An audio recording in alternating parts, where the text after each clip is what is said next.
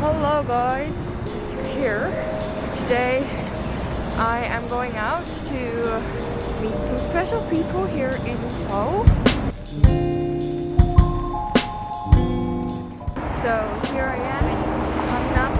This is where most K-pop companies are located at, and most of the big companies out there. And it's also where my K-pop company was located at. So I came here I came here every single day when I was a trainee. And a special characteristic about this place is that everyone looks so busy.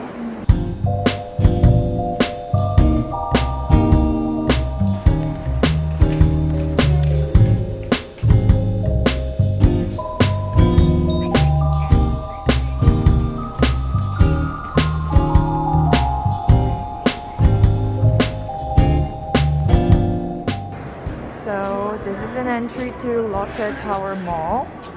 Coming from the station, subway station. This is where Lotte World is, the famous amusement park, and it's like the tallest skyscraper in Korea? I don't know, something like that. So this mall honestly really reminds me of Rockwell Power Plant Mall, kind of. Don't you think so? It's funny because I also met my Korean friends who also are living in the Philippines yesterday, and they were saying when they go to some places of Korea, they're like, oh my god, this place feels like BGC, oh my god, this place feels like ATC, stuff like that. So it's like so funny how I also do that. This place looks like Rockwell. Okay, so we came to a Vietnamese restaurant. Hello! Hi! We're not allowed to take off our masks. Oh yeah, when we eat. Yeah. Yeah, when the food comes. Yeah, when the food comes, okay. That's our ball. I went to LaSalle until I was grade 6. Okay. Alright guys, so we came to a cafe. Hi. He's direct. No, don't call me that. Direct. I'm Nick. So I met Direct Nick in the commercial. Yeah. She was a talent in one of my commercials. Yeah, and he was the director. So that's how we met him. And this is his wife, Wendy. And then she's a Korean and he's a Filipino. So they're married. We're married. You went back and forth Korea and the Philippines twice, right? Me, because I had to for work. After COVID. Yeah. I had to come here, quarantine for 2 weeks, When you go back. and then when I go back, I have to quarantine for another week. So He's going back to the Philippines tomorrow.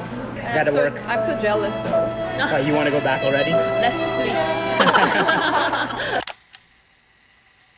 We met in 2009 randomly at a bar. In Makati. Because she came up to me because she thought I was somebody else. And then, of course, I'm a nice guy, so I was like, oh yeah. I tried to go along with it, and then I got her phone number. But it wasn't like I wasn't trying to hit on her or anything. I just got her phone number just because of being nice. And I didn't message her for 3 months or anything like that. After 3 months, she sends me a message, and the message said, hi guys, I lost my phone number. Here's my new number. Yeah. So it was one of those she sent to everybody. Yeah. I texted her back and I said, oh hey, long time no see, blah blah blah blah blah, what are you doing? And she's like, oh no, it's got a new phone number and I'm leaving in 2 months. And I Why? said, her contract was up at her job.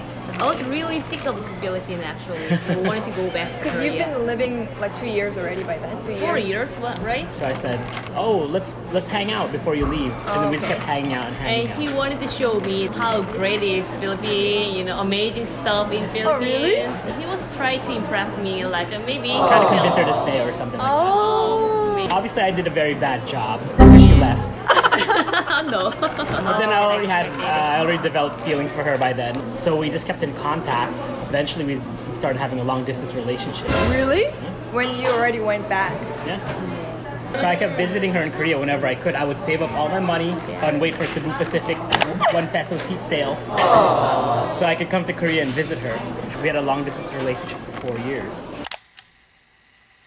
Yeah, there's definitely cultural differences. Like with her parents? No, for me it's not so much because her mom, my mother, our mom, she's very relaxed. She's very cool. But my mom have expectations from son-in-law, you know. She only speak Korean, so she only tells me. So I don't tell him about it, you know. But why are you not like...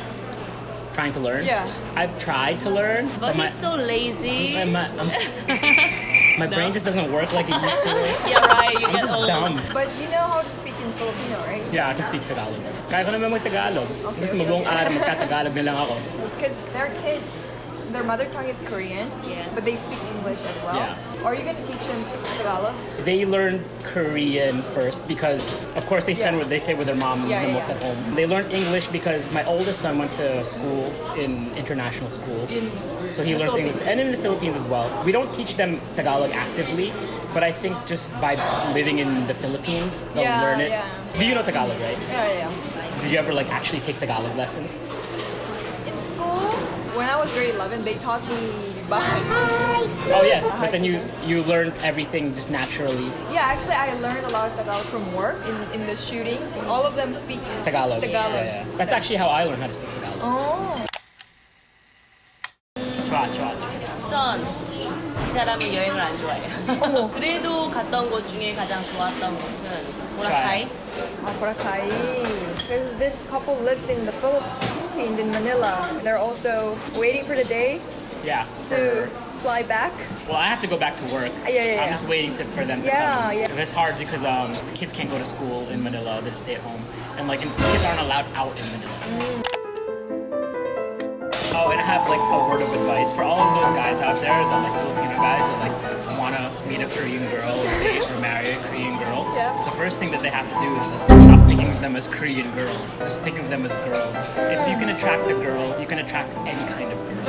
A lot of these cultural things, like Filipinos will know about it. Oh, I know you say, "Honey, oppa." For Koreans, it's not a cute thing. It's not like, oh, it's so cute. It's an everyday thing. Yeah. Dating a Korean girl. It's not something that's cool or like you just Yeah. fall in love with a person. I've been married for 7 years. We've been dating for like 10 10 years. 10 years. We've been together for 10 years. I don't look at her and say like, oh, my Korean wife. Nobody thought anything weird about me dating a Korean. When you date somebody who's of a different culture, different race, is to not, you don't have to care about that stuff. Yeah. Because people will look at you and say like, oh, look at that guy, he's dating a Korean, or look at that Korean, he's dating a Filipino. Who cares? Because you're not dating the race. I'm not dating a Korean. I'm dating Wendy, my wife. We don't have much of different color. Yeah. But I see other people, other couples, they have a very, pressures by Korean. So, like, different color, even if they don't talk, they can see. But I can also see that after marriage, after have a kids, they have more respect. Yeah. You know what I'm saying? Marriage You know? is like more like deep. It's on Yes, a deeper level. not like yeah. they're like, hang out with foreigner guy, foreigner Yeah, girl. it's not like that. Yeah. As long as we are happy, that's our family happy, and it's fine. That's all that matters. But So- also, sometimes I worry about kids. especially in Korean schools. Yeah. Like Because they're half. yeah, when they're kids, of course, nobody really notices. But Yes. as they get older, Yeah, they're in sort of like, elementary. oh, you're not really full Korean. Yeah, Oh. your father speaks shala shala.